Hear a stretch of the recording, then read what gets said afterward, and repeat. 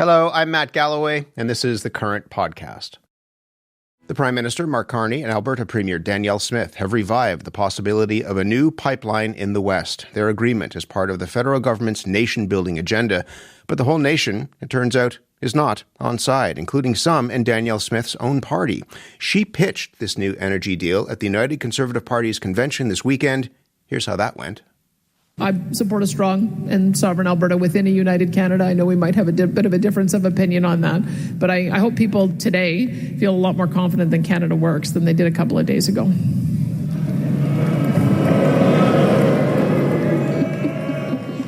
This week, the Prime Minister is off to Washington again, where he may or may not meet with the U.S. President Donald Trump. You might remember Mark Carney saying, "Who cares?" when asked when he last spoke with a president who has cut off trade talks with Canada. Well, our National Affairs panel cares. Rosemary Barton is the CBC's chief political correspondent, Stephanie Levitz, a Globe and Mail senior reporter in the Ottawa Bureau, and Ryan Tumilty, political reporter with the Toronto Star. Good morning, everyone.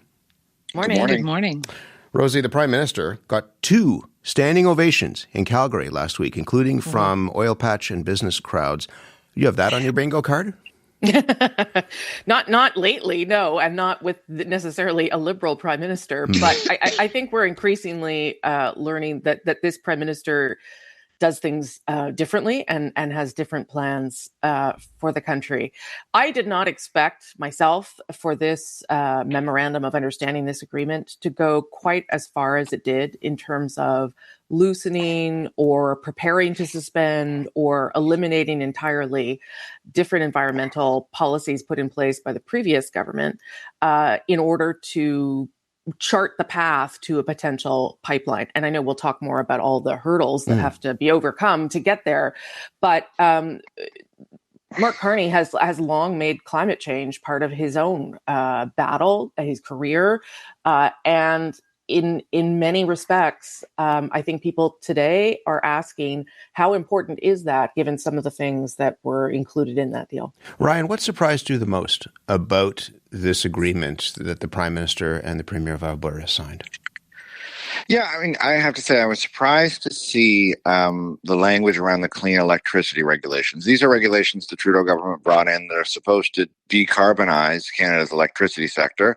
That's harder in a province like Alberta that relies so much on natural gas compared to, Quebec's vast hydropower or Ontario's nuclear fleet. But not only is Alberta being exempted from it, but it's not a case where every province is being exempted from it. We expected when we started to hear this that they pushed the whole thing back 5 years or something like that. But Alberta is alone in being exempted. Now, the ministers have said that other provinces could be, but it's an interesting way to write regulations to say they don't apply in Alberta. Steph, what do you make of this? I mean, part of this is about the idea of a nation-building project, as I said. It's not clear that the entire nation is on board with this. The BC government, coastal First Nations, say that they opposed the deal because they were left out of the talks entirely, although the Premier of BC, David Eby, did say yesterday that he would be willing to talk with Alberta and others about a pipeline if the tanker ban stays in place. What happens with British Columbia now? David Eby, I think, has made a really salient point. He's used a great expression, energy vampire, right? And we know this, many of us know this from our daily lives. And what is an energy vampire? Somebody who sucks away all the attention, all the energy. The concern he's raising, and perhaps it's a very valid one, is that this notion of a pipeline and the political and environmental and financial debate that it is going to create is going to suck all of the energy, pardon the pun, I suppose, away from the other projects that he wants done that are shovel ready, that have First Nations proponents, that have financial backing. And does this end up detracting from getting things done that everyone is already on side with? That's a fair concern from British Columbia. And you can see, to Ryan's point, other provinces, perhaps like Quebec, which is often saying, hey, we want to do things our own way. Why are we subject to this, that, and the other thing? Looking at this MOU with Alberta and wondering what can they get out of the federal government now that they couldn't before. Rosie, what is Mark Carney's calculus here, his political calculus? It seems that Alberta got a lot of what it wanted. BC feels snubbed. You have the energy minister who is apologizing for what he says is a poor choice of words and telling coastal First Nations to get on Zoom if they want to have a conversation. Then he gets on a plane and heads west because he realizes that perhaps that was not the best choice of language. You have a Quebec cabinet minister, the former Minister of the Environment, Stephen Guilbeault, who has stepped down from cabinet. So what is, as you understand it, what is the political calculation here that the Prime Minister is making? Yeah, I mean, I spent a lot of time last week trying to figure it out. And the best I can come up with is this. Mark Carney calls himself a pragmatist.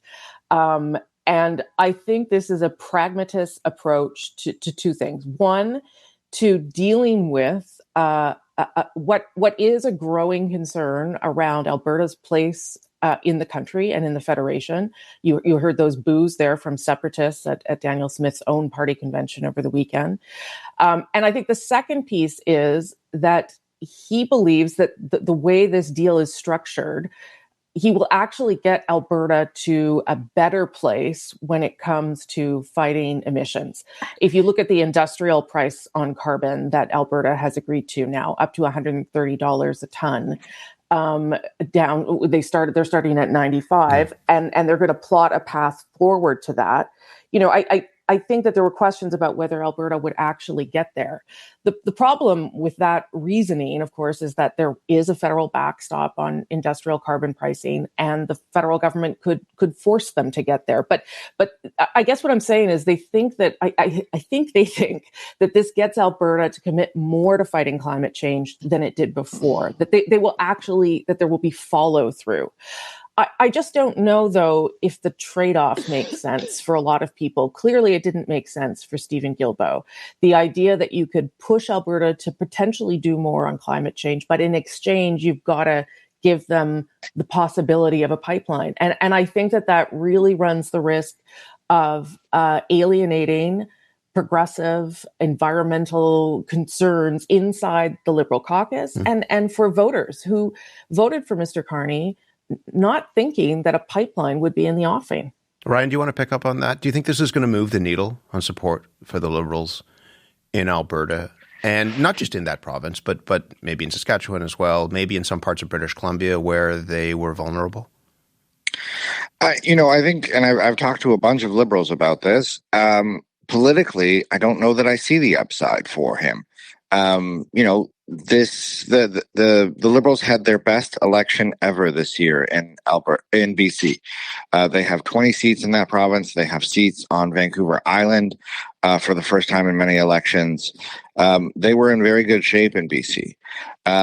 They are potentially trading some of those BC seats and maybe even some seats in Quebec for the idea of seats in Alberta or Saskatchewan. And those seats, I think, are unlikely to materialize. I think in a Liberal best case scenario, there are 6 or 7 seats available to them in the province of Alberta. The rest of them, aren't gonna be swayed. Let's remind ourselves that, not like 8 years ago, the Liberal government under Justin Trudeau bought a pipeline for the benefit of Alberta's industry, a $34 billion pipeline at last count. For which they have received zero political credit. So I think the idea that this MOU opens up seats in Alberta, I just don't see it. Now, it does prevent Alberta from fighting with Ottawa constantly, which is potentially good politically, but is also just, good economically, financially, and better for the government long term. Steph, what have you learned in this last week or couple of weeks about Mark Carney, the politician that he is shaping up to be, or the politician that he is now? I'm not sure he is a politician. That's the takeaway I keep getting from him, which is to say that the political calculus, I will give his office credit. I will assume that somewhere someone is running numbers and looking at seat counts and considering what if. But think about the budget, which was 1,000 years ago in political terms now, right? But think about how that came down to the wire with no real sense of how it was actually going to pass, what kind of horse trading was possible. To borrow a phrase, Daniel Smith and her grand bargain. Think about Elizabeth May and the grand bargain she made on Paris climate commitments, and then Mr. Carney went and basically approved a pipeline. It's kind of nuts if you think about it. And so I wonder, to go back to the phrase that Rosie used, which the Prime Minister uses himself, he's just a pragmatist. And perhaps in this particular instance with the pipeline, this is a bit of a double dog dare, which is to say to Alberta, okay, you keep saying that these laws are a problem, that these laws are holding back economic growth and development. Fine, I dare you.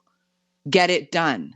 And if they don't get it done, I don't know what that does for Mr. Carney politically, but I guess perhaps he can just say he tried.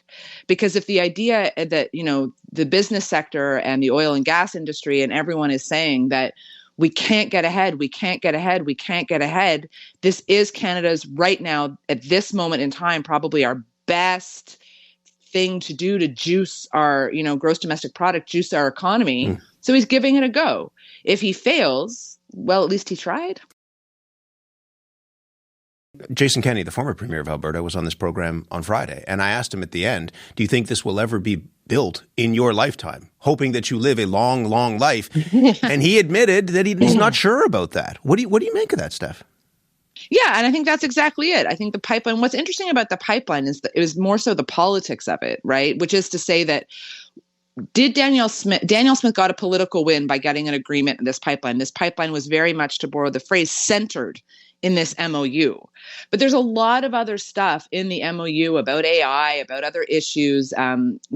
If certain of the regulations is going to be lifted, what does that mean for more natural gas development? There's all sorts of other little pieces in there. And I think that's where we kept hearing Mark Carney say things like, this MOU is about more than a pipeline, recognizing that the pipeline, okay, now it's up to other people to deliver it. Come back to me when you have a plan, says the Prime Minister. Meanwhile, the rest of this stuff, let's get going now. Rosie, where does this leave Pierre Poilievre, given that this MOU seems to address many of the issues that he and his party have been calling for? Isn't this what he wanted? Yeah, and it puts, that is where the politics, you can see that maybe you understand the politics of what the Prime Minister is doing, because it puts an immediate squeeze on Conservatives. And to that end, it sort of left them with very little to say last week, frankly. I think by the end of the week, they had settled on, well, you will allow for a pipeline, but it may not happen. And that's kind of a weak political argument. The thing is, I don't know how Conservatives can respond to it, right? It effectively removing so many of the things, of the 9 bad laws that Premier Smith identifies. They're not bad. That's her characterization. It effectively removes 7 of them to allow for, as Steph points out, the possibility of a pipeline. And because the deal contains so much more, as Steph said, possibility for future kinds of development and perhaps better coordination between provinces in Western Canada. I think the Conservatives are really wedged in here, and I don't know that there is a line to come out of it. The best case scenario would probably be to ignore it, frankly. Ryan, could you imagine other provinces and the leaders of other provinces, perhaps Doug Ford in Ontario, putting his hand up and saying, "Excuse me, could I get your attention, please?" That they might want to, now that there's a grand bargain with Alberta, that they might want their own grand bargain. I can almost certainly guarantee that that's coming. I'm surprised those hands aren't in the air already, quite frankly. I think, this is what he is going to have to expect now. He is going to get calls from Ontario. He's going to get calls from Quebec, certainly. I don't exactly know what the demands are, but I know there will be demands. And I don't know that the Liberal government in Ottawa is that upset about that prospect. He is talking about making big investments in major nation-building projects. He needs the provinces to come forward with those projects. He needs the provinces to commit to those projects and commit to that level of ambition. A lot of these things that the provinces have put forward are going to cost them tens of billions of dollars, and they have to be open to spending them. So, I think the Prime Minister may welcome those hands. Obviously, negotiating is going to be interesting and delicate. But everything the Prime Minister has said is that he is eager to see this country build quite a bit as quickly as possible. So he needs those provinces coming forward to push that agenda. Rosie, you mentioned something earlier about progressive voters, not just in Quebec, but elsewhere, maybe feeling a little bit abandoned, that the party that they voted for is doing things that they weren't entirely aware that they were going to do. Could this open the door for the NDP at all? Yeah, I mean, listen, if anyone was happy about this deal, it was the NDP, but not because of what it contained, because of the possibility that it created. It 100% opens up some space there on the left. And the departure of Stephen Guilbeault is very much the embodiment of that, right?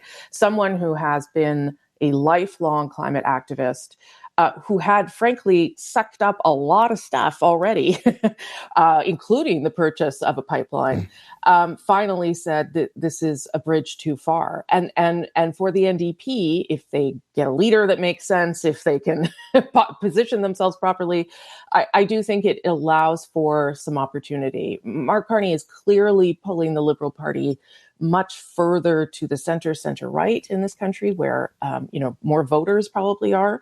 But at the same time, it exposes, I think, that progressive side. And I do think that is probably the best Christmas gift that Mark Carney could have given the NDP. Ryan, do you want to just talk quickly about that? The NDP held its first leadership debate last week in French. A lot of English spoken in that French debate. Are you paying attention to that? Yeah, I mean, as a political reporter, of course, but I don't know that the rest of the country is. I don't know that people are paying that much attention to the NDP debate. I think you'd struggle to find someone who can name, all of the candidates or even some of the candidates. But that's always been a challenge for the NDP, is to get that attention, and I'm sure that'll continue in this moment. But when we talked about some of the seats that are potentially shifting because of this pipeline deal, a lot of those move in favor of the NDP. And I think right now what the NDP really wants more than anything else is 5 more seats, so they're an official party again. That's their key to relevance in Parliament. That's the key to a whole bunch of things. So, yeah, I think this is a big opportunity for the NDP. The people who were with Justin Trudeau when he was opposing any more pipeline expansion, when he was saying things like there's no business case for LNG, those people didn't disappear. Those people are still very concerned about climate change. They're concerned that Mark Carney isn't pursuing it nearly aggressively enough. They're looking for somewhere to put their votes, and it's not going to be with the Conservatives.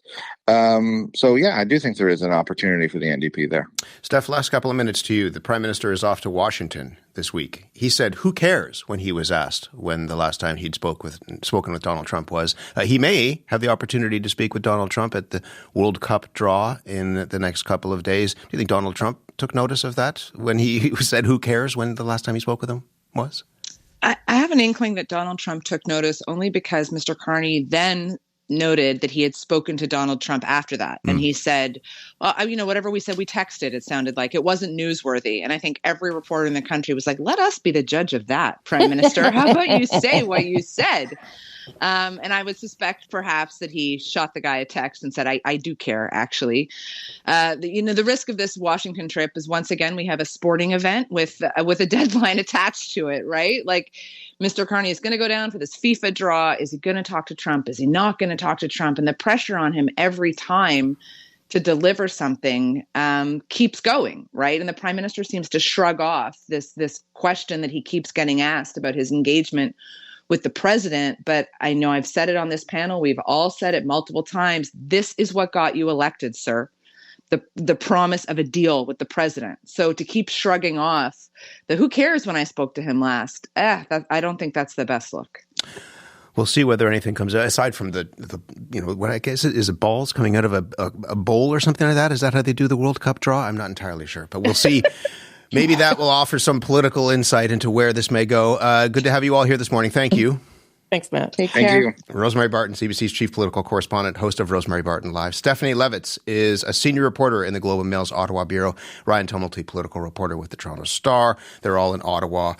You've been listening to The Current Podcast. My name is Matt Galloway. Thanks for listening. I'll talk to you soon.